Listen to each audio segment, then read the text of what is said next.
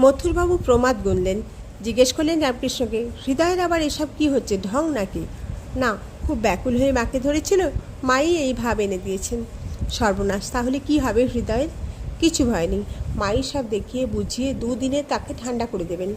মথুরবাবু বুঝলেন এ সবই রামকৃষ্ণের খেলা। বললেন, বাবা, তুমিই ওকে ভাব দিয়েছ, তুমিই আবার ওকে ঠান্ডা করে দাও। আমরা তোমার দুই ভৃত্য, নন্দী আর ভৃঙ্গি। আমরা তোমার কাছে কাছে থাকবো, তোমার সেবা চর্চা করব। আমাদের আবার এছাড়া ভাব কি, এই ছাড়া কাজ কি? আমাদের আবার কিসের অদ্বৈত অবস্থা? পঞ্চবটির দিকে চলেছে রামকৃষ্ণ। হয়তো দরকার হতে পারে হৃদয় গাড়ু গামছা নিয়ে চলল পিছু পিছু।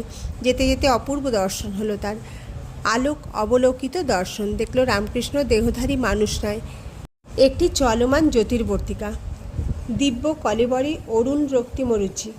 সেই আলোতে পঞ্চবটি প্লাবিত উদ্ভাসিত হয়ে গেছে।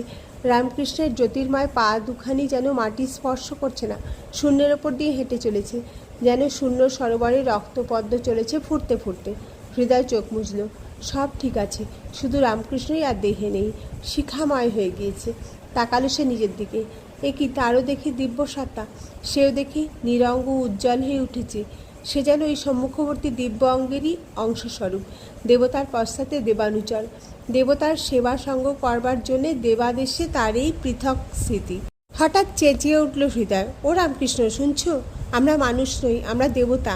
একবার চেঁচিয়ে খান্তি নেই হৃদয়ের। দিক বিদিক জ্ঞান হারিয়ে আবার সে চেঁচিয়ে উঠল অবধের মতো, ও রামকৃষ্ণ, দাঁড়াও, দেখছো আমরা কে? আমরা তবে কেন এখানে পড়ে আছি? ওরে থাম থাম, চেঁচাস নে, রামকৃষ্ণ মিনতি করল। কেন থামতে যাব? তুমিও যা, আমিও তাই, আমরা দুজনেই অবতার।